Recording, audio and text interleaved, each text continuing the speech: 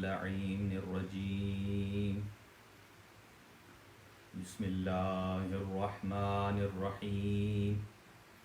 الحمد لله صاحبة ولا ولدا ولم يكن له شريك في الملك ولم يكن له ولي من الذل وكبره تكبيرا.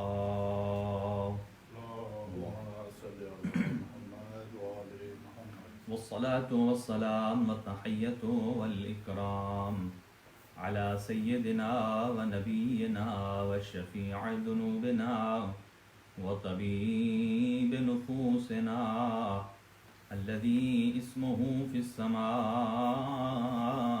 بأحمد وفي الأرضين بأبي القاسم مصطفى محمد. اللهم صل على محمد وآل محمد وعلى أهل بيته الطيبين الطاهرين المعصومين المنتخبين المنتجبين الذين أذهب الله عنهم الرجس وطهرهم تطهيرا. اللهم صل على محمد وآل محمد لا سيما على بقية الله الأعظم روحي وأرواح العالمين لتراب مقدمه الفداء.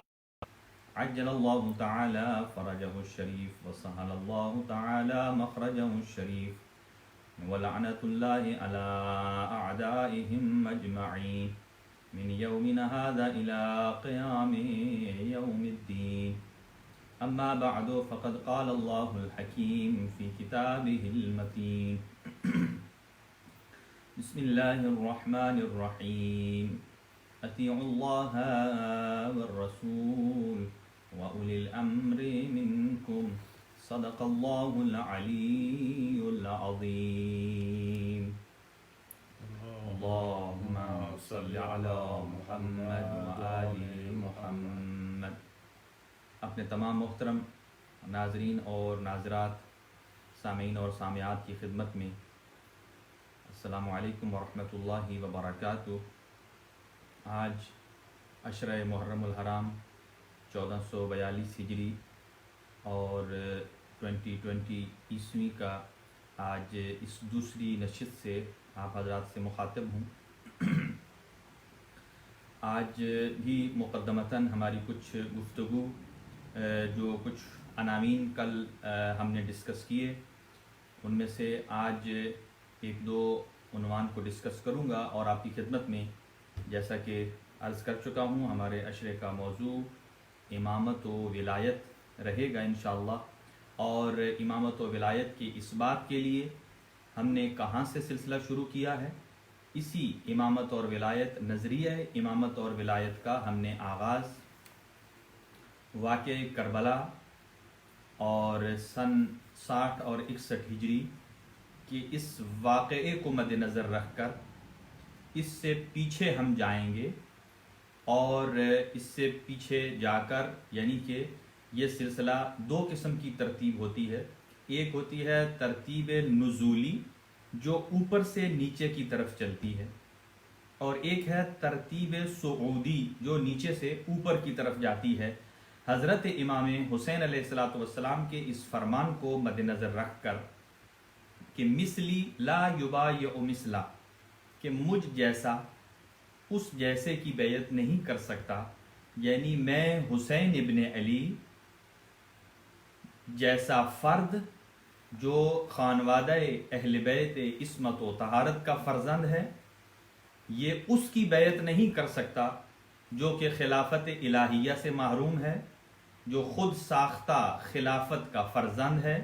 بلکہ با الفاظ دیگر اگر تشریح کی جائے تو حضرت کے فرمان کے مطابق حضرت نے فرمایا کبھی بھی غدیر والا سقیفے والی کی بیعت نہیں کر سکتا.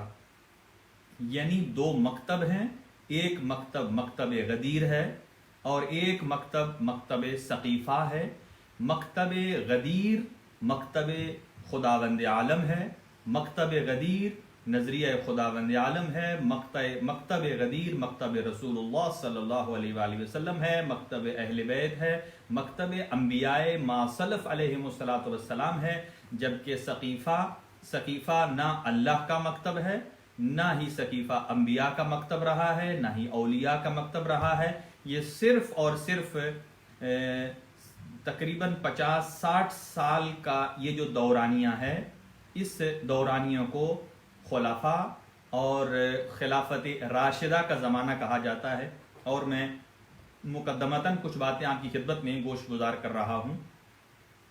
اور خلافت راشدہ کیا ہے، میں کچھ مجلس سے پہلے کچھ سوالات کو ریز کروں گا، جو کہ ایک ڈیبیٹ کا طریقہ ہے، جو کہ ایک گفتگو کا طریقہ ہے کہ کچھ سوالات کو مینشن کیا جائے، پھر ان سوالات کی روح سے کچھ آنسر دیے جائیں، تاکہ یہ ایک سلسلہ گفتگو ہے جو سلسلہ افہام و تفہیم ہے، غور و فکر ہے، غور و غوض کا سلسلہ ہے، یہ انشاءاللہ جاری اور ساری رہے گا۔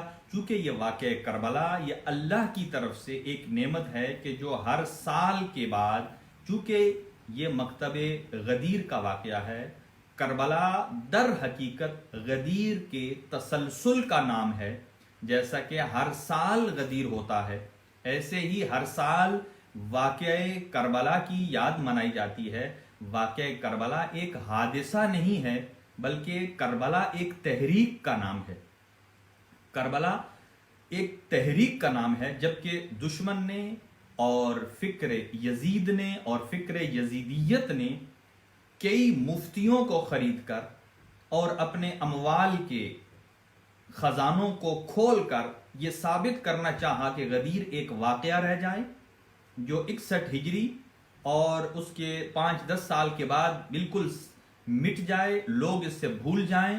تقریباً 9000 کے قریب ایسے مفتی خریدے گئے جن کو پیسے دیے گئے تاکہ وہ اس کے اگینسٹ مکتب اہل بیت کے خلاف اور واقعہ کربلا کو دبانے کے لیے کچھ شوشے چھوڑ دیں، اور ان میں سے ایک شوشہ یہ تھا، یعنی جو غیر سنجیدہ سوال ہے، اور وہ سوال یہ تھا کہ خیر ہی و شر ہی من اللہ تعالی، کہ اللہ تعالیٰ کی ذات نے انسان کو مجبور محض خلق کیا ہے، یعنی کہ اگر انسان اچھائی کرتا ہے تو بھی اللہ کرواتا ہے، اور اگر انسان سے برائی سرزد ہوتی ہے تو بھی خدا سرزد کرواتا ہے۔ یہ جو خیر ہی و شر ہی من اللہ تعالی اجبار کا نظریہ ہے، جو کہ عدالت پروردگار عالم سے متصادم ہے، اس کو اسی لیے پیش کیا گیا تھا کہ اس میں یزید کا کیا قصور ہے۔ یہ تو تقدیر الہی میں لکھ دیا گیا تھا کہ امام حسین علیہ السلام کو شہید ہونا ہے، اور یزید یا اس کے کارندوں نے قتل کرنا ہے، اور یہاں تک یہ لکھ دیا گیا کہ یہ لکھ دیا گیا ہے چونکہ تقدیر میں، لہذا تقدیر الہی بدل نہیں سکتی۔ امام حسین مظلوم واقع ہونا تھا، اور اس میں نہ یزید کا کوئی رول ہے، نہ امام حسین علیہ السلام کا کوئی رول ہے۔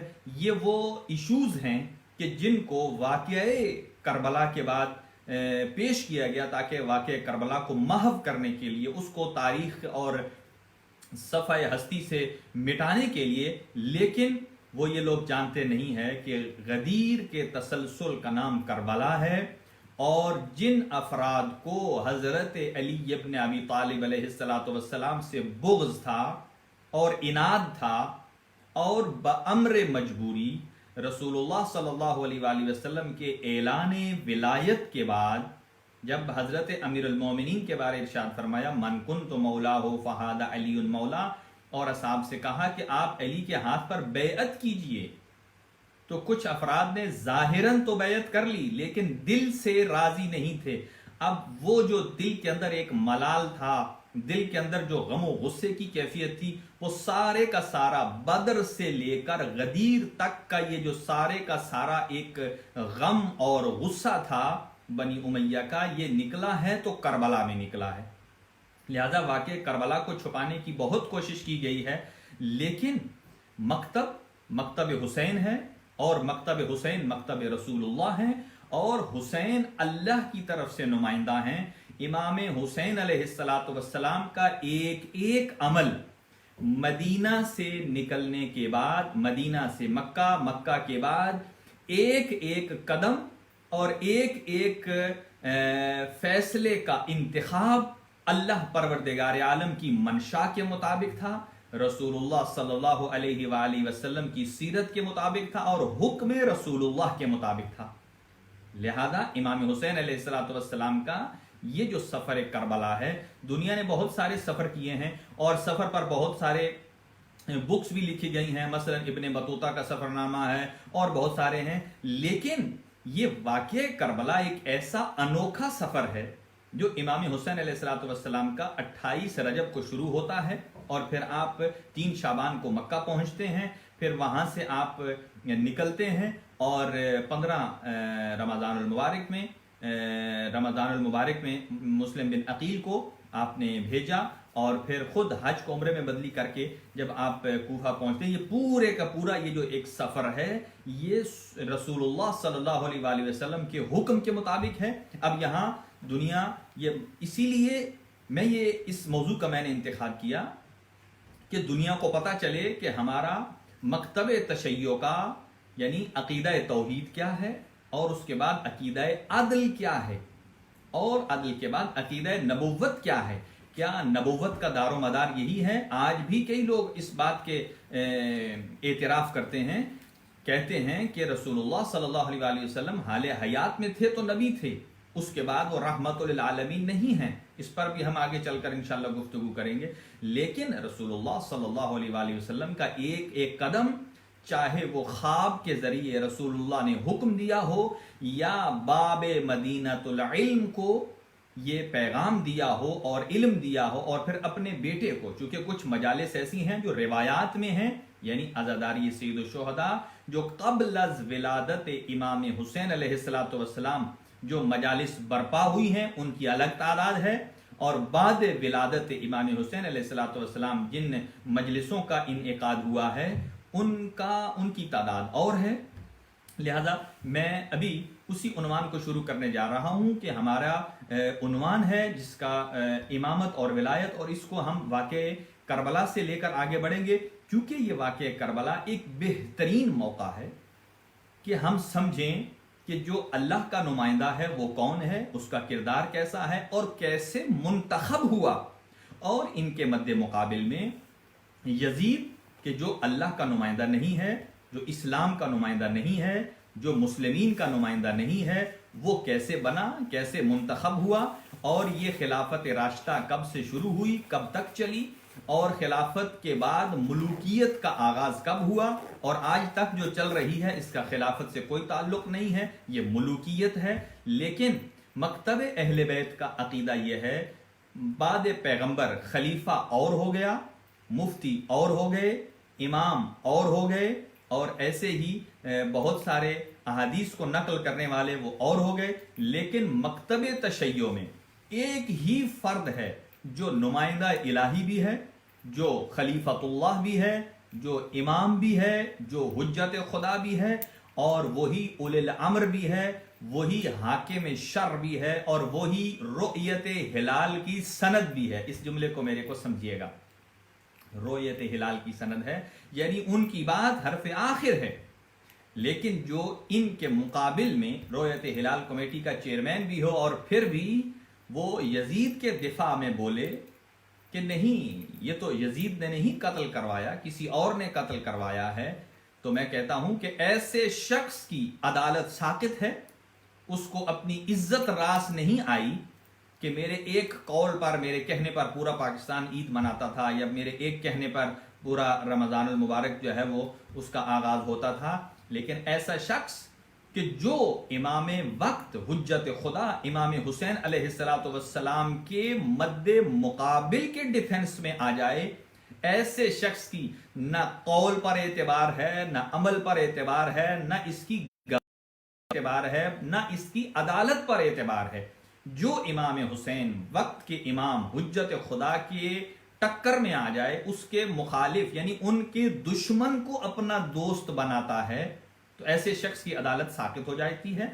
और यहां में कुछ शुबहात का भी इजाला करेंगे कि कौन कौन से सवालात हैं اور ہمارے ہر جو نیا مستبصر ہے، ہمارے بہت سارے اہل سنت برادران ہیں، ان کی طرف سے بھی ہمیں یہ کچھ کویسچنز آئے ہیں، اور انہوں نے کہا آغا صاحب آپ بڑے اچھے انداز سے بیان کرتے ہیں، تو ہماری خواہش ہوگی کہ آپ ان سوالات کو بیان کریں تاکہ ہم جیسے وہ افراد کہ جو مستبصر ہونا چاہتے ہیں، جو مکتب تشیع میں داخل ہونا چاہتے ہیں، ان کے کچھ بنیادی سوال ہیں کہ ان کو جب وہ مکتب اہل بیت کی طرف رجحان اپنا بڑھاتے ہیں تو ان سے کہا جاتا ہے کہ ادھر مت جائیے، اس لیے کہ یزید بھی اپنے حق پر، اپنے موقف پر حق بجانب تھا، اس لیے کہ یزید نے تو قتل کیا نہیں، یہ تو ابن زیاد نے قتل کیا ہے۔ اور اگر کہا جائے نہیں یزید ہی نے قتل کیا ہے تو لوگ دفاع کرتے ہیں اس کا، نہیں کہ یزید نے توبہ کر لی ہوگی۔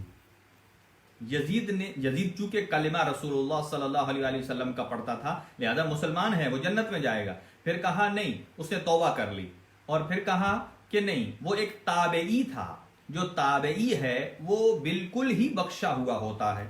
اور پھر کہنے لگے نہیں بلکہ اگر سزا بھی ملی تو کچھ دیر جہنم میں رہے گا اور پھر پیوروفائی ہو کر وہ جنت میں آ جائے گا۔ یہ بہت سارے شبہات ہیں اور ان پر ہم گفتگو کا آغاز کریں گے، اور یہاں یہ ثابت کریں گے، چلیں اسی نقطے سے ہم آغاز گفتگو کرتے ہیں کہ کیا معاویہ ابن ابی سفیان وہ رسول اللہ سے افضل تھا یا رسول اللہ افضل تھے؟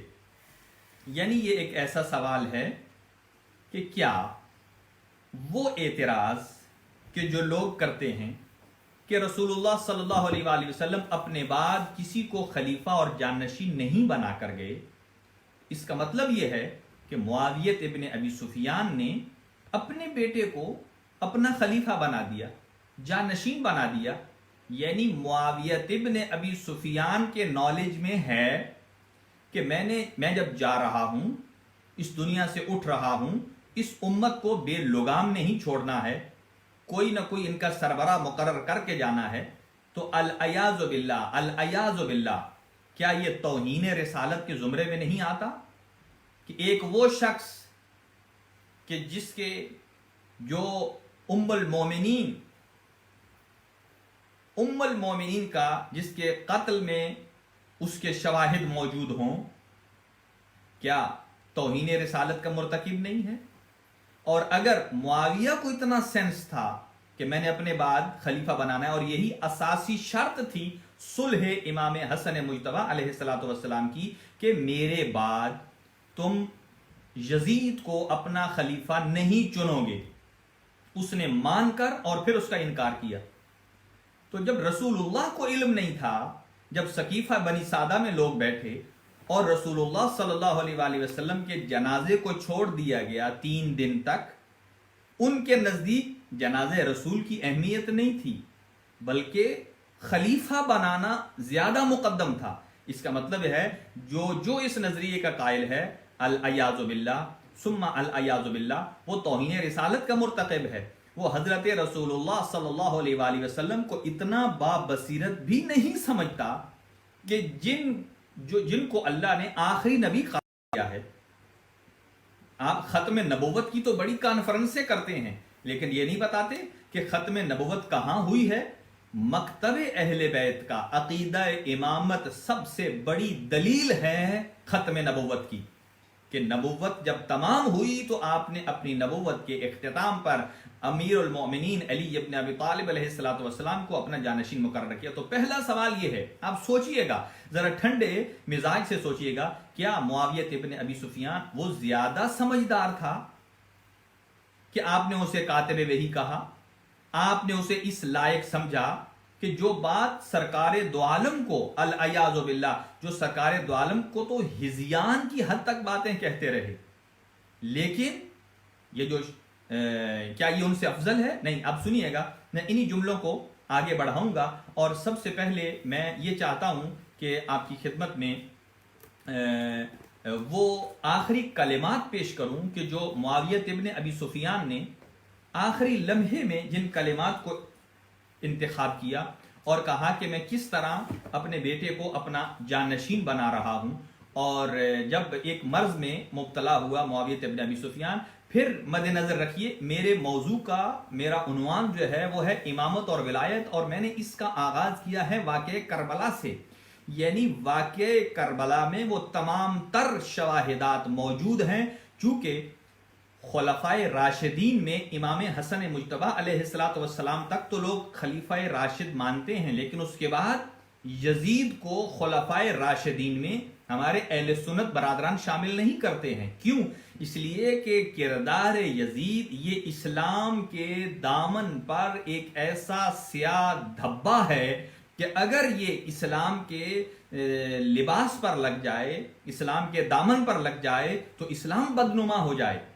لہذا اسلام کو صاف رکھنے کے لیے یزید جیسے کردار کو ہٹانا انتہائی ضروری ہے، اور خلفائے راشدین میں اس کا شمار نہیں ہوتا۔ اور جب یہ سن لیجئے جملے کیا ہیں کہ اس کا عنوان ہے، اور اس چیز کو آپ مالی و سبتین میں آپ کو یہ چیز مل سکتی ہے، اور میں کامل التواریخ سے پڑھ رہا ہوں کہ کامل التواریخ میں یہ موجود ہے کہ جب سفیان جب آخری لمحے میں پہنچا تو بیماری جب بڑھنے لگی تو آخری ایک خطبہ دیا، اور اس خطبے میں یہ کہا، اے شام والو، میرا دورانیہ سلطنت آپ کے اوپر کافی طویل ہو چکا ہے، یعنی 70 سال سے زائد ہو چکا ہے، اور اتنا طویل ہونے اب آپ مجھ سے اکتا گئے ہو اور میں تم لوگوں سے اکتا گیا ہوں، تم مجھ سے جان چھڑانا چاہتے ہو، میں تم سے جان چھڑانا چاہتا ہوں۔ اور اس مرض الموت میں معاویہ ابن ابی سفیان، ان جملوں پر غور کریے گا کہ معاویہ ابن ابی سفیان نے بہت زیادہ روتا تھا اس مرض میں، موت کی مرض میں۔ تو وہاں شخص مروان ابن حکم بھی آ گیا۔ مروان ابن حکم نے کہا، کیا مرض ہے، موت سے کیوں گھبرا رہے ہو؟ مرض سے، موت سے؟ کہنے لگا نہیں، یہ کوئی نئی بات نہیں ہے، موت تو سب کے اوپر آتی ہے۔ تو کہا پھر رو کیوں رہے ہو؟ یہ معاویہ ابن ابی سفیان کے الفاظ ہیں۔ کہا میں کس پر رو رہا ہوں؟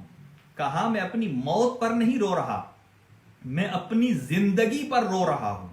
یہ الفاظ ہیں معاویہ ابن ابی سفیان کے، اپنی زندگی پر رو رہا ہوں، اپنے کارناموں پر رو رہا ہوں۔ مروان ابن حکم نے پوچھا کہ تیری زندگی کے کون سے کارنامے تھے کہ جن کے اوپر تو رو رہا ہے، تجھے رونا آ رہا ہے؟ سنیے گا یہ 4 باتیں جو معاویہ ابن ابی سفیان نے کہیں کہ جن کی وجہ سے میں رو رہا ہوں۔ پہلا کام کہا، کاش جب انسان بستر مرگ پر آتا ہے تو جب اس کی اخروی آنکھ کھلتی ہے تو سب کچھ اپنی زندگی کا خلاصہ نظر آتا ہے۔ تو پہلی چیز جو معاویہ ابن ابی سفیان نے کہی وہ یہ کہا کہ کاش میں اپنی زندگی میں حجر ابن عدی اور اس کے ساتھیوں کے قتل میں اپنے ہاتھوں کو رنگین نہ کرتا۔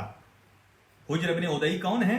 یہ جب 2-3 سال پہلے کی بات ہے کہ جب ان کی قبر کو داعش نے کھودا اور ان کو روزے کو مسمار کیا، جب قبر سے نکالا تو تقریباً 1000 سال سے زائد کا عرصہ ہو گیا ہے۔ حجر بن عدی کون ہے؟ جو امیر المومنین علی ابن ابی طالب علیہ السلام کے باوفا اصحاب میں سے تھے، اور معاویہ ابن ابی سفیان نے انہیں قتل کروایا، اور جب 1000 سال سے زائد عرصے میں جب قبر کو کھولا گیا تو ایسے تر و تازہ تھی۔ میں کہتا ہوں یہ وہ مقام ہے کہ جہاں میں ڈاکٹر سبت اصغر کا، سبت جعفر کا یہ جملہ کہوں کہ ایسے ہوتے ہیں علی والے۔ اللہ اکبر! یہ ہے کردار، یہ ہے علی والوں کا ایمان کہ 1000 سال سے زائد کا عرصہ گزر گیا، قبر کھولی گئی۔ کس نے کھولی؟ اپنوں نے نہیں، دشمنوں نے کھولی۔ یعنی انہوں نے کھولی کہ جو انہی سے تعلق رکھتے ہیں جنہوں نے قتل کیا ہے، اور اس کے بعد ایسا تر و تازہ نکلا۔ یہ کیا ہے کہ جیسے امیر المومنین پر یہ معصومین علیہ الصلوۃ والسلام کی روایات کی تصدیق ہے کہ جو دوستی علی میں مرتا ہے پھر وہ مرتا نہیں ہے، پھر وہ تر و تازہ رہتا ہے، پھر وہ زندہ رہتا ہے، پھر وہ مقام اعلیٰ علیین میں جاتا ہے۔ تو پہلا جو معاویہ ابن ابی سفیان نے کہا کہ کاش میں حجر ابن عدی اور اس کے ساتھیوں کے قتل میں اپنے ہاتھ کو رنگین نہ کرتا۔ دوسرا کہا کاش میں علی کے اس حق ولایت اور امامت کو غصب نہ کرتا۔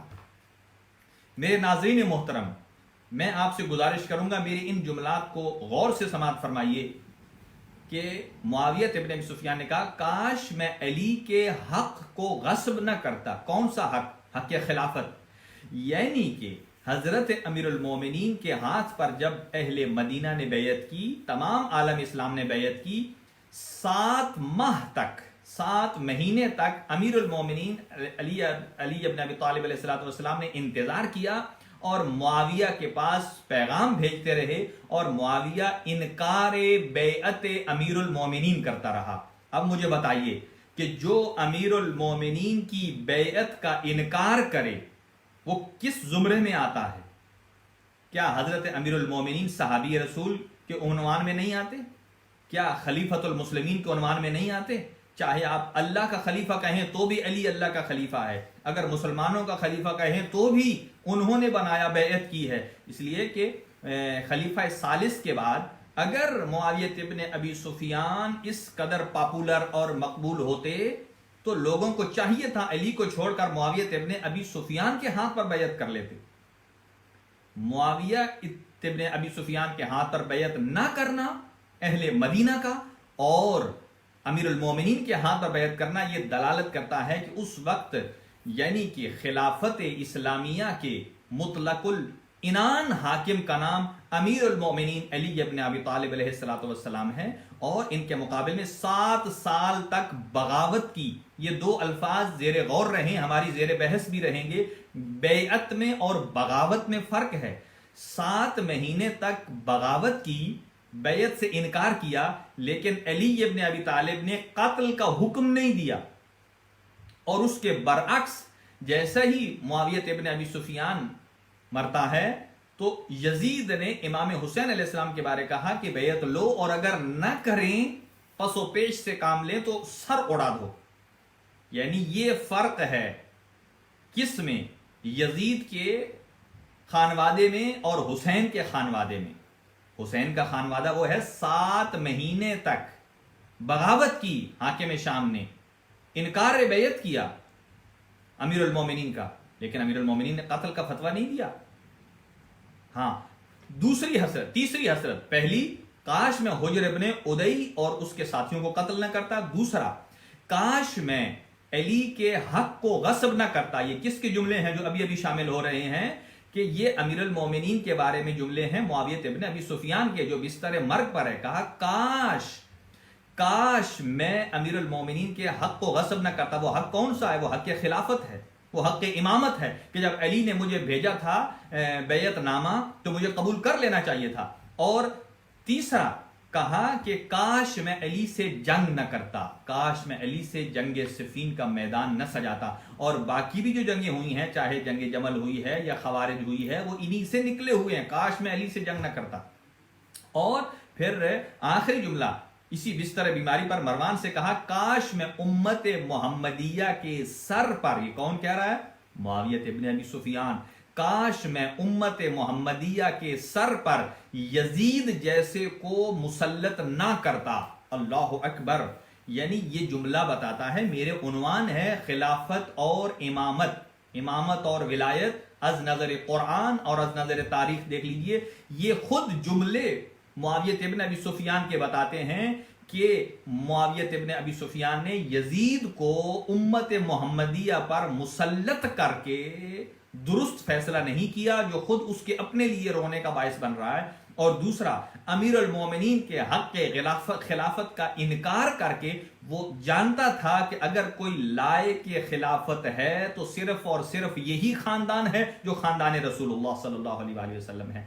اور یہ جملے کہے اور اس کے بعد قصہ طولانی ہے۔ تو معاویہ ابن ابی سفیان اس دنیا سے جب چلا گیا تو یزید اس وقت اپنے گھر موجود نہیں تھا، وہ شکار پر گیا ہوا تھا ہوارین میں، اور وہاں جب پیغام دیا ضحاک ابن قیس کو کہ اور اسے خط دیا، اور جب اسے خط پہنچا اور دیا، اس میں معاویہ ابن ابی سفیان نے یہ لکھا کہ جب میرا خط پہنچے اے یزید واپس آ جا۔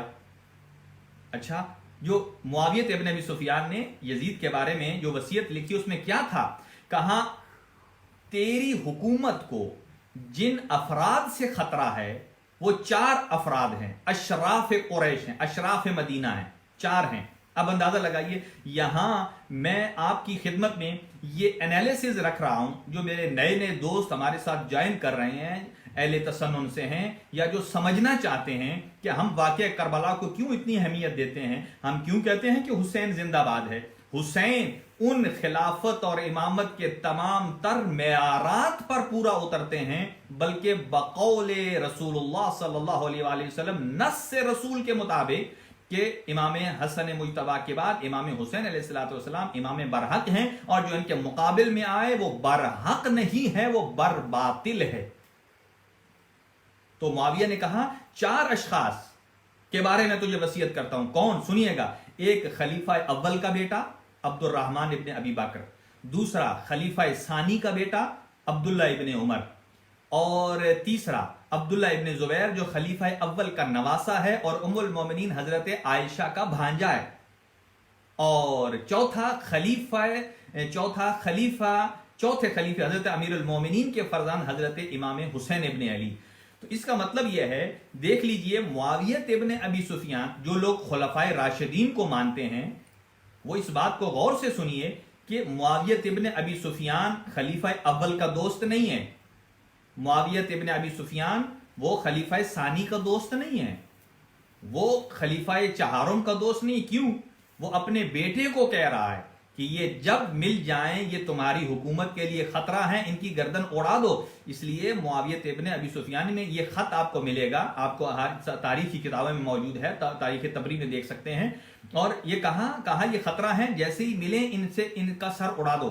اس کا مطلب یہ ہے کہ جس کو خلیفہ اول کی اولاد کا احساس نہ ہو وہ کب سے خلیفۃ الرسول ہو گیا؟ جس کو خلفائے راشدین کے عقائد کے مطابق جو خلیفہ ثانی کے بیٹے کے قتل کی اپنے بیٹے کو مشورہ دے رہا ہے، وہ کہاں خلیفۃ الرسول ہو سکتا ہے؟ اور جو حضرت امیر المومنین جو خلیفہ چہارم ہیں، چلے امام علی علیہ السلام پر تو تمام کا اتفاق ہے، چاہے اہل تسنن سے ہوں، چاہے اہل حدیث ہوں، چاہے دیوبند ہوں، چاہے تشیع ہوں، چاہے جو بھی ہوں، حضرت امیر المومنین کو خلیفہ مانتے ہیں، امام مانتے ہیں، حجت خدا مانتے ہیں، لہٰذا ان سے کوئی وہ مخلص نہیں دیکھا۔ ان کے جب آئیں تو ان کو، اس کا مطلب یہ خلیفہ اول دوم اس سلسلے کا کوئی تعلق نہیں ہے خلافت امیہ، خلافت رسالت صلی اللہ علیہ وآلہ وسلم سے۔ اور پھر اگلے جملے سنیے گا، جب یزید واپس پلٹ کر آیا تو باپ دفن ہو چکے تھے، اس کا باپ دفن ہو چکا تھا، اور اب لوگ یہاں شش و پنج میں تھے کہ کیا کریں، کہ یزید کو باپ کی تعزیت کریں یا یزید کو تخت پر بیٹھنے کی مبارکباد دیں۔ دیکھ لیجئے، یہ دو باتیں ہیں کہ مبارکباد دیں یا تعزیت پیش کریں۔ مکتب تشیع میں ہمارا عقیدہ یہ ہے، ہمارے سارے ائمہ علیہ السلام کو شہید کیا گیا یا زہر سے یا پھر تلوار کے ساتھ، لیکن ہمارے ائمہ کو کسی کے شہادت کے بعد ان کے بیٹے کو مبارکبادیاں نہیں دی گئیں۔ کیوں؟ اس لیے کہ بقول رسول اللہ صلی اللہ علیہ وآلہ وسلم خلفائی اثنا عشر، میرے 12 خلیفہ ہیں جو میرے بعد ہیں، نام بھی بتا دیے، لوگوں کو بتا دیا یہ ہیں۔ لہذا یہاں جب آئے اور ایک نے کہا نہیں بس وہ تو جانا تھا، سلسلہ ہے، چلا گیا معاویہ ابن ابی سفیان آپ کے والد، اب آپ تخت پر بیٹھو۔ وہ تخت پر بیٹھا، جو یزید نے پہلا خطبہ دیا، اب وہ سنیے گا، اس خطبے میں یہ کہا کہ اللہ تعالیٰ جس کی زندگی کی رسی کو بڑھا دیتا ہے اس کو لمبی زندگی دیتا ہے، جس کی رسی کو کاٹ دے پھر وہ لے لیتا ہے۔ میرا باپ بھی اس کی زندگی کی رسی کٹ گئی اور وہ اس دنیا سے چلا گیا۔ اور پھر یزید کے جملے ہیں، سنیے گا، کہا میں نہیں کہتا کہ میرا باپ برا نہیں تھا۔ اس جملے کو غور سے سماعت فرمائیے گا، یزید ابن معاویہ کا بیان ہے جو پہلا خطبہ دیا باپ کے مرنے کے بعد کہ میں نہیں کہتا میرا باپ برا نہیں تھا۔ یہ الفاظ کیا بتاتے ہیں؟ مکتب تشیع کے نزدیک جسے برا کہا جائے، جس کی ذات کو برائی سے منسوب کیا جائے، وہ امام نہیں ہو سکتا، وہ حجت خدا نہیں ہو سکتا، اس کا کردار بالکل پاک و پاکیزہ ہے، وَيُطَهِّرُكُمْ تَطْهِيرًا ہے۔ کہا میں یہ نہیں کہتا، یزید کہتا میں یہ نہیں کہتا میرا باپ گنہگار نہیں تھا، برا نہیں تھا۔ پھر کہا کہ وہ اللہ کے پاس پہنچ گیا، اگر اللہ معاف کرنا چاہے تو اس کی رحمت، پھر جملوں کو سنیے گا، اگر اللہ معاف کرنا چاہے تو اس کی رحمت، اور اگر اللہ عذاب دینا چاہے تو یہ میرے باپ کے گناہوں کا خمیازہ ہے، میرے باپ کے گناہوں کا خمیازہ ہے۔ اور اس کے بعد حکومت لی اور یہ خط لکھا جو ولید کو خط لکھا، کہا ان اشخاص کو یہاں سے بیعت لیجئے اور اگر یہ بیعت نہ کریں تو ان کو سر قلم کر دیجئے۔ اب آئیے میں اپنے سلسلے گفتگو کو میں آگے بڑھا رہا ہوں۔ یہ ایسے شواہدات میں نے آپ کی خدمت میں پیش کیے ہیں کہ خلافت اور امامت کہ جس طرح یزید کو معاویہ ابن ابی سفیان نے نامزد کیا اور نامزد کرنے کے بعد کہا کہ یہ میرا خلیفہ ہے، اور جیسا ہی خط ملا ولید کو اور اس پر ایک چھوٹا سا تبصرہ، اور پھر اس کے بعد انشاءاللہ میں ایک اور خلافت کا تذکرہ کرنے جا رہا ہوں کہ جو واقعاً محب اہل بیت تھا، جو واقعاً جانتا تھا کہ خلافت اور امامت اہل بیت کا حق ہے، وہ کون ہے؟ وہ اسی یزید ابن معاویہ کا بیٹا معاویہ ابن یزید ہے۔ معاویہ ابن یزید ہے، اس کا تبصرہ سنیے۔ اور جب یزید کے بعد 3 سال 9 مہینے کی حکومت یزید کے بعد جب اس کا بیٹا معاویہ ابن یزید برسر اقتدار اور تخت پر آیا اور اس نے پہلے خطبے میں جو چیز بیان کی، آپ وہ سنیے گا۔ یہ سننا انتہائی ضروری ہے تاکہ آپ کے ذہنوں میں پتہ چلے کہ میں باہر سے شواہد نہیں دے رہا، یہ آرگومنٹس یزید کے بارے میں یا اس کے والد کے ہیں یا اس کے اپنے بیٹے کے ہیں، پھر اس سے آگے بڑھیں گے، چونکہ پہلے آرگومنٹس اپنے گھر سے ہونے چاہیے۔ تو لہٰذا جب یہ خط لکھا یزید ابن معاویہ نے ولید ابن عتبہ کو کہ ان 4 ہستیوں کو بلاؤ اور ان سے بیعت لو، اور اتفاق سے قبر رسول صلی اللہ علیہ وسلم کے پاس بیٹھے تھے، اور جب بلایا اور باقی سب نے کہا، عبداللہ ابن زبیر بھی تھے اور باقی، تو کہا جائیں یا نہ جائیں۔ اتنے میں آ گیا کون؟ قاصد ولید کا، کہ آپ کو بلا رہا ہے۔ تو امام باقی عبداللہ ابن زبیر اور نے کہا کہ ہم بھاگ جاتے ہیں، مدینہ سے چلے جاتے ہیں۔ اور عبداللہ ابن زبیر امام حسین علیہ السلام کی ہجرت سے پہلے، آپ کے سفر کربلا 28 رجب سے پہلے مدینہ چھوڑ چکے تھے، مکہ آ چکے تھے پہلے وہ عبداللہ ابن زبیر۔ لہذا کہا ہم بھاگ جائیں گے، لیکن جب بھاگنے کا نام آیا، یہ ہے کرار کا بیٹا، کرار کے بیٹے حسین ابن علی نے کہا جو بھاگنا چاہتا ہے بھاگ لے، جو بھاگے گا، یہ میرا جملہ ہے، جو بھاگے گا وہ انہی کی سیرت پہ چلے گا جو احد میں بھاگے ہیں۔ میں نہیں بھاگتا، میں کرار کا بیٹا ہوں، جیسے میرا باپ احد کے میدان میں اکیلا کھڑا ہو کر رسول اللہ صلی اللہ علیہ وآلہ وسلم کی عزت کو، ان کی جان کو، ان کی ناموس کو، ان کے نفس کو بچاتا رہا ہے، ایسے ہی مدینہ الرسول میں آج اسی رسول اللہ کا بیٹا حسین ابن علی اپنے جد کی شان کو بھی بچائے گا، اپنے جد کی شریعت کو بھی بچائے گا، اپنے جد اور اپنے باپ کے دین کو بھی بچائے گا۔ کہا تم فرار کرتے ہو تو فرار کر جاؤ، میری رگوں میں ابو طالب کا خون ہے، ہم بھاگنے والے نہیں ہیں۔ لہذا جیسے ہی ولید کے پاس گئے اور ایک جملہ کہا، جب ولید اور مروان کو بیٹھا ہوا آپس میں دیکھا، یہ میں میری گفتگو آپ سنتے چلے جائیے گا، میں جلدی جلدی پاس ہو رہا ہوں، کہ یہ ولید اور مروان دونوں مخالف تھے آپس میں، چونکہ مروان ابن حکم معاویہ ابن ابی سفیان کے زمانے میں مدینے کا گورنر رہ چکا ہے اور اس کو معزول کر دیا گیا تھا، اور اس کے بعد پھر ولید بن عتبہ کو جب گورنر بنایا گیا تو اب یہ دونوں، ظاہر ہے جو دونوں گورنر تھے ایک دوسرے سے مخالفت رکھتے تھے، لیکن جب حسین ابن علی کا معاملہ آیا تو دونوں دشمن ایک پیج پر جمع ہو گئے۔ اب دیکھیے یہ تاریخی واقعات ہیں، یہ حقائق ہیں، آپ دیکھ لیجئے ان تاریخی حقائق میں سے آج کی موقع اور آج کے حساب سے کیسے نصیحت نکلتی ہے، سنیے گا۔ کہا امام حسین علیہ السلام نے جب دونوں کو سر جوڑتے ہوئے دیکھا تو کہا الحمدللہ الذی اصبح بین ذاتکما، کہا تمام تعریفیں اس اللہ کی ہیں کہ جس نے تم دونوں کو میری دشمنی میں جمع کر دیا، جس نے میری دشمنی میں، آل محمد کی دشمنی میں تم دونوں کو جو کہ آپس میں دشمن تھے تمہیں دوست بنا دیا۔ اب دیکھ لیجئے، اگر کوئی کمزور آدمی ہوتا جو دلیر نہ ہوتا، اگر کوئی کمزور آدمی ہوتا وہ کہتا یہ 2 طاقتیں جمع ہو گئی ہیں میں سرنڈر کر جاتا ہوں، لیکن نہیں، کہا میری رگوں میں ابو طالب کا خون ہے، تم 2 کیا تم 4 ہو جاؤ، تم 10 کیا تم ہزاروں ہو جاؤ۔ تو یہاں ایک جملہ سنیے گا، آج نصیحت کا جملہ، کہ جب امام حسین علیہ السلام اپنے دشمن کو الگ الگ نہیں دیکھنا چاہتے تو کیا یہ امام حسین گوارا فرمائیں گے کہ اپنے دوستوں کو الگ الگ ہوتا دیکھیں؟ قطعاً نہیں۔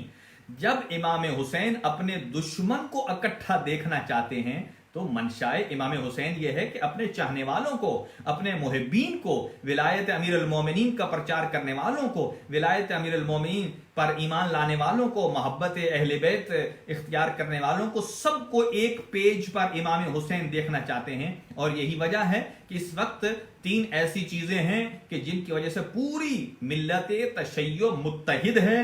پہلی چیز کیا ہے کہ جو انسان کو بکنے نہیں دیتی، دوسری انسان کو جھکنے نہیں دیتی، اور تیسری انسان کو کبھی منتشر نہیں ہونے دیتی ہے۔ ہاں، وہ طاقت کون سی ہے؟ وہ پہلی طاقت کہ جو انسان کو بکنے نہیں دیتی، وہ کیا ہے؟ وہ ولایت امیر المؤمنین علی ابن ابی طالب علیہ السلام ہے۔ اور یہی ہمارا عنوان ہے کہ خلافت اور امامت اور ولایت یہ حق ہے، اہل بیت رسول کا حق ہے، اور امیر المومنین کی ولایت علی ابن ابی طالب کی اس پرچم کے نیچے تمام جمع ہیں۔ یا میں کہوں گا یہ بہترین موقع ہے، چاہے اتحاد بین المومنین ہو یا اتحاد بین المسلمین ہو، اس لیے کہ مسلمین بھی حضرت امیر کے نام پر متحد ہیں اور مومنین بھی حضرت امیر المومنین کے نام پر متحد ہیں۔ اور اس وقت دشمن یہ چاہتا ہے، مخالف چاہتا ہے کہ یہ بک جائیں، لیکن بکتے نہیں ہیں، چونکہ جس کے سینے میں، جس کے قلب میں حضرت امیر المومنین علی ابن ابی طالب علیہ السلام کی حب ہے اور مودت ہے اور محبت ہے اور عقیدت موجود ہے، اس سے بڑی اور کوئی دولت نہیں ہے۔ ایک شخص چھٹے امام کے پاس آتا ہے اور آ کر کہتا ہے، ابن رسول اللہ، میں غریب ہوں، آپ دعا فرمائیے اللہ تعالیٰ مجھے مالدار بنا دے۔ چھٹے امام نے ارشاد فرمایا، کیا تو ہم اہل بیت سے محبت کرتا ہے؟ کہنے لگا، جی ہاں، یہی تو میری زندگی کا ایک سرمایہ ہے۔ کہا، کیا تو ہمارے جد امیر المومنین علی ابن ابی طالب علیہ السلام کی ولایت اور امامت کا اقرار کرتا ہے؟ کہا، جی ہاں، یہی تو میرا سرمایہ دنیا بھی ہے، سرمایہ آخرت بھی ہے۔ پھر فرمایا، پھر اپنے آپ کو غریب مت سمجھو، تم غریب نہیں ہو، ہاں مالی اعتبار سے کمزور ہو جانا غربت کی دلالت نہیں ہے۔ کہا، اصل سرمایہ تو تمہارے پاس ہے۔ کہا، اگر کائنات کی دولت کو ملا کر بھی تمہیں دیا جائے اور تم سودا کر لو کہ ولایت علی ابن ابی طالب کو بیچ دو گے، کیا ممکن ہے؟ کہا، نہیں۔ کہا، یہ ایسا گراں بہا سرمایہ ہے میرے سینے میں کہ جس سے دنیا میں جی رہا ہوں تو میرا دل روشن ہے، میرا دماغ روشن ہے، میری آنکھوں کا نور ولایت علی ابن ابی طالب ہے، اور اگر میں اس دنیا سے مر جاؤں تو میری قبر بھی جو روشن ہونی ہے اسی نور ولایت علی سے منور ہونی ہے، میری برزخ منور ہونی ہے، اسی سے منور ہونی ہے، اور جب میں محشر کے دن اٹھایا جاؤں گا اسی نور ولایت علی ابن ابی طالب کے صدقے سے مجھے برہنہ نہیں اٹھایا جائے گا، مجھے اپنے آقا اور امیر المومنین کے قدموں میں جگہ ملے گی، اور اسی نور کے صدقے جب میں پل صراط پاس کروں گا اور پھر اس مقام پر جاؤں گا جس کا نام گھاٹی ہے، اور اس گھاٹی پر جب میرے مولا و آقا امیر المومنین علی ابن ابی طالب کھڑے ہوں گے جو لوگوں کو ناموں سے نہیں چہروں سے پہچانیں گے، تو کہا، یہی تو وہ نور ہے کہ جب میں دور سے آ رہا ہوں گا میرے آقا و مولا میری پیشانی سے ولایت علی ابن ابی طالب کی عبارت کو پڑھ کر جنت کو حکم دیں گے کہ اے جنت یہ میرا ہے، اسے تو لے لے۔ اسی لیے کہا جاتا امیر المومنین قسیم النار والجنہ ہے۔ تو دیکھ لیجئے یہ پہلو نکل آیا کہ امیر المومنین کے بیٹے امام حسین جب گئے ولید کے پاس، کہا کہ تم کب سے میری دشمنی میں اکٹھے ہو گئے؟ اس کا مطلب یہ ہے، مکتب تشیع کے لیے بڑا درس ہے کہ جب دشمن، جب مخالف ایک پیج پر آ رہے ہیں تو مکتب تشیع کو بھی ایک پیج پر آنا چاہیے۔ یہ ہے طاقت، یہ ہے پاور۔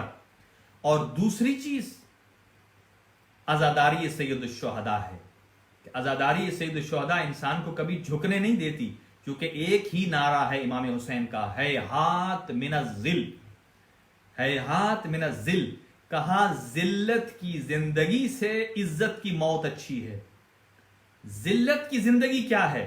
ذلت کی زندگی یہ ہے کہ کسی کے ہاتھ پر بیعت کر لی جائے جو امام وقت ہو۔ ان کی ذلت کیا ہے کہ کسی کے ہاتھ پر بیعت کر لیں، نہ وہ کر سکتے ہیں، نہ ایسا ممکن ہے۔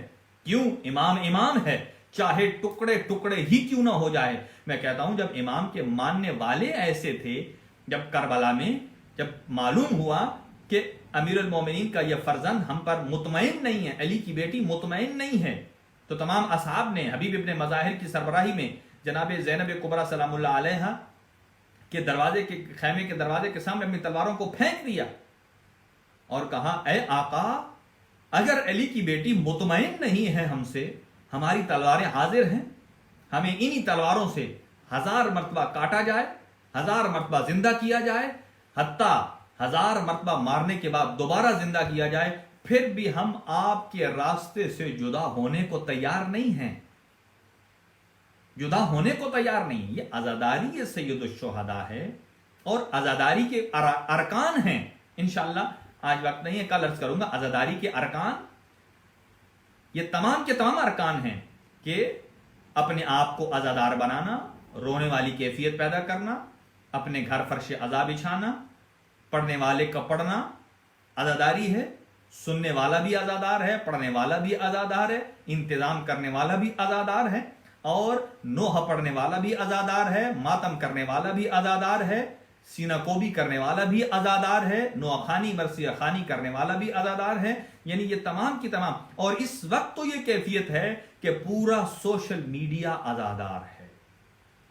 یعنی یہ کرم امام حسین ہے کہ پورے کا پورا سوشل میڈیا عزادار ہے. عزاداری یہ سید الشہداء کے چرچے ہو رہے ہیں. اور تیسری چیز ہے کہ جو انسان کو اس ملت کو منتشر نہیں ہونے دیتی، وہ کیا ہے؟ نظام مرجعیت ہے. کہ نظام مرجعیت ہے کہ جو نظام امام زمان ہے، جو امام زمانہ اجل اللہ تعالی فرجہ شریف نے نظام دیا، بس یہیں پر میں اپنی ان دونوں کڑیوں کو ملاؤں گا اور اپنی گفتگو کو سٹاپ کروں گا. کل یہیں سے اپنی گفتگو کا ہم آغاز کریں گے کہ خلافت اور امامت کہ پہلے خلیفہ اور امام علی علیہ السلام ہے، اور آخری امام مہدی آخر الزمان علیہ السلام ہے.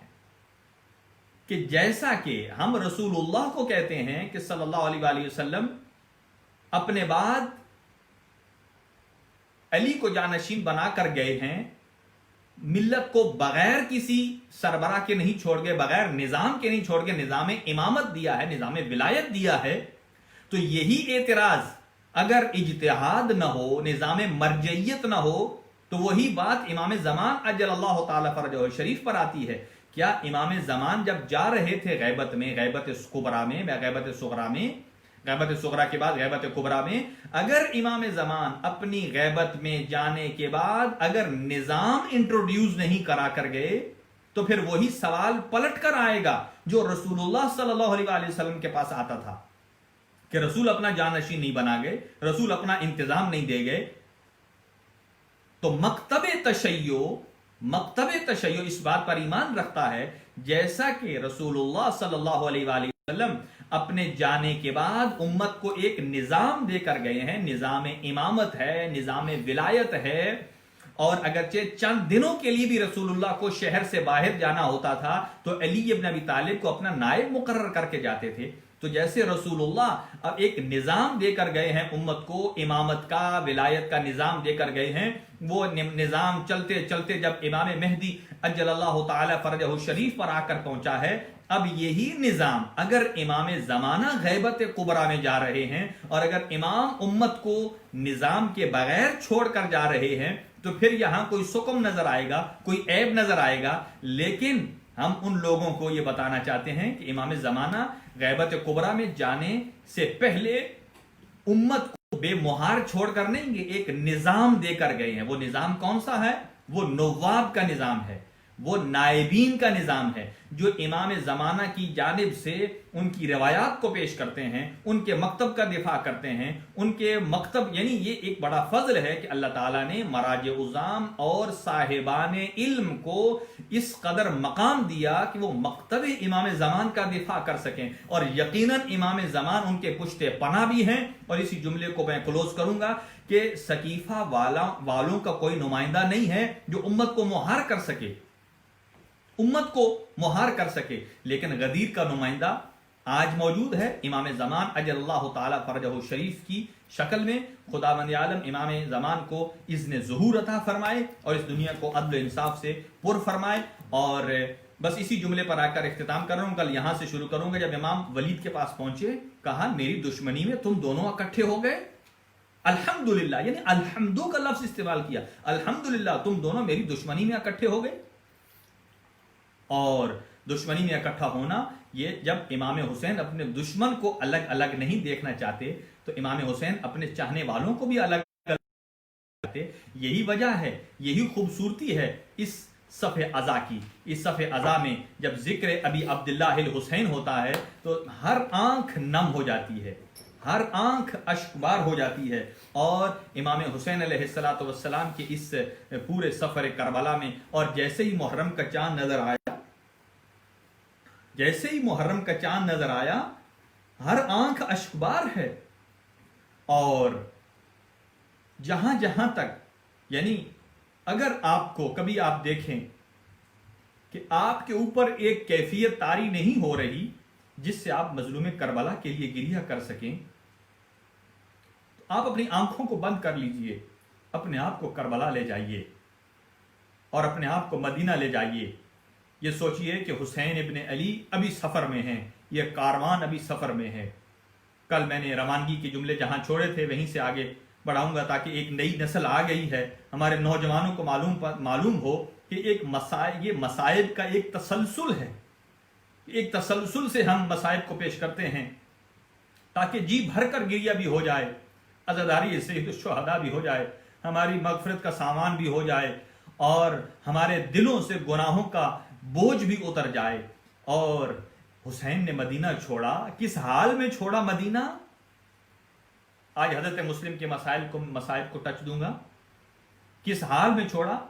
رسول اللہ کے ایک صحابی ہیں جن کا نام ہے عروہ غفاری. یہاں دو روایتیں پیش کروں گا, ایک عروہ غفاری کی ہے اور ایک عبداللہ ابن عروہ غفاری ہے جو عروہ غفاری کے بیٹے ہیں.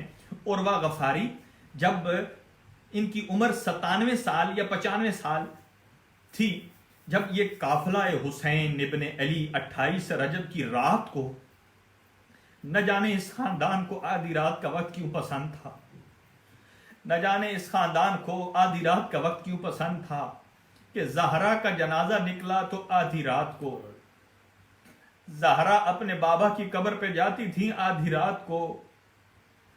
اور نہ جانے اس خاندان کو کیا آدھی رات سے اور عبادت اور ریاضت میں گزارنے کا شوق تھا کہ جب آدھی رات کو یہ قافلہ نکلا نا.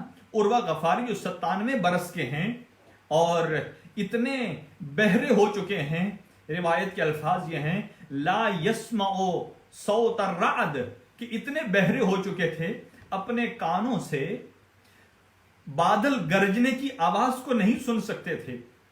لیکن جب آدھی رات ہوئی اور کچھ بینوں کی آواز آئی, کچھ رونے کی آواز جب عروہ غفاری کے کانوں میں پڑی, ایک مرتبہ اپنے زوجہ کو جھنجھوڑ کر اٹھاتے ہیں اور اٹھا کر بیٹھ گئے. کہتے ہیں یہ کیا وجہ ہے, یہ کیسا مرحلہ ہے کہ میں تو اتنا بدبخت ہوں کہ مجھے تو بادل گرجنے کی آواز بھی نہیں آتی ہے لیکن میرے کانوں میں کوئی بہن کی آواز آ رہی ہے, میرے کانوں میں اونٹوں کے چلنے کی گھنٹیوں کی آوازیں آ رہی ہیں. ایک مرتبہ ان کی زوجہ کہتی ہے عروہ غفاری آج تو بجا کہہ رہا ہے. کہا یہ کس کی آواز ہے؟ کہا ہم مدینے والے غریب ہو گئے, ہم مدینے والے اجڑ گئے, آج زہرا کا لال مدینہ چھوڑ رہا ہے. اور صرف زہرا کا لال اکیلا نہیں ہے, زہرا کے لال کے ساتھ علی کی بیٹی زینب و کلثوم بھی ہے, اہل بیت عصمت و طہارت کا گھرانہ بھی ہے. جب یہ جملے سنے عروہ غفاری چیخے, عروہ غفاری نے رونا شروع کر دیا. اور دوسری روایت ہے جو عبداللہ ابن عروہ غفاری کی ہے, جب مظلوم کربلا نکلے مدینہ سے کیا دیکھتے ہیں کہ یہ قبیلہ, یہ جب کاروان چل رہا ہے اور اس کاروان میں اب مالی السبتین والے نے بھی لکھا ہے, ریاض القدس سے بھی لکھا ہے کہ کتنی سواریاں ہیں, کتنی سواریوں پر آماریاں تھیں اور کتنوں کے اوپر سامان تھا, کتنوں پہ مشکیزہ اور پانی کا سامان تھا. جب یہ قافلہ اپنی منزلیں آگے بڑھا رہا تھا مظلوم کربلا نے کیا دیکھا؟ ایک مختصر سا قافلہ ہے جو مولا حسین کے قافلے کے پیچھے پیچھے چلا آ رہا ہے۔ ایک مرتبہ جب دیکھا گیا، پلٹ کر دیکھا یہ کون ہے؟ جب پتہ کیا گیا تو کہا یہ عبداللہ ابن عروہ غفاری ہیں۔ کہا آپ کون، آپ کیوں؟ کہا جب یہ مدینہ روضہ رسول جب آل رسول سے خالی ہو گیا، اب ہمارے رہنے کی جگہ نہیں ہے، اب ہم بھی جہاں حسین جائیں گے وہیں ساتھ جائیں گے۔ لیکن مظلوم کربلا نے فرمایا اے عبداللہ ابن عروہ غفاری، اگر آپ ہمارے ساتھ چلنا ہی چاہتے ہیں اپنے خیمے کو آئیے، اپنے قافلے کو ہمارے قافلے کے ساتھ متصل کر دیجئے۔ لیکن عبداللہ ابن عروہ غفاری کہتے ہیں آقا کے قدموں پر گر گئے۔ کہا آقا ہمیں آپ آگے آگے چلیے، ہم آپ کے پیچھے رہیں گے۔ کہا کیوں؟ کہا آپ کے قافلے میں علی کی بیٹی زینب کبریٰ بھی شامل ہے۔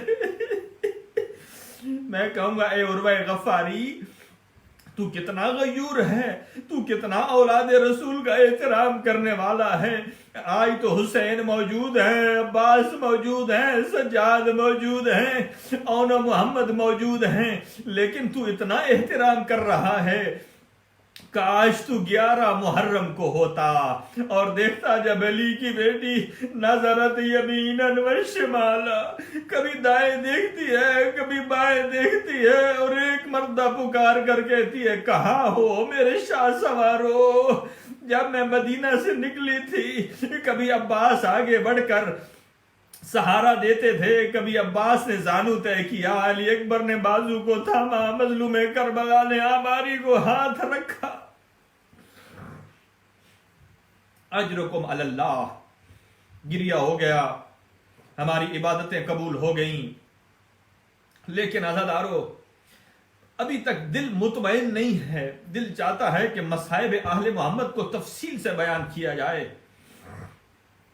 آپ بھی جہاں جہاں اپنے گھروں میں تشریف فرما ہیں شرم مت کیجئے گا، اس لیے کہ جو غم امام حسین میں روتا ہے، چھٹے امام فرماتے ہیں خدا رحم کرے ان رخساروں پر جن رخساروں سے وہ آنسو ٹپکتے ہیں، جو مظلوم کربلا کے غم میں بہتے ہیں۔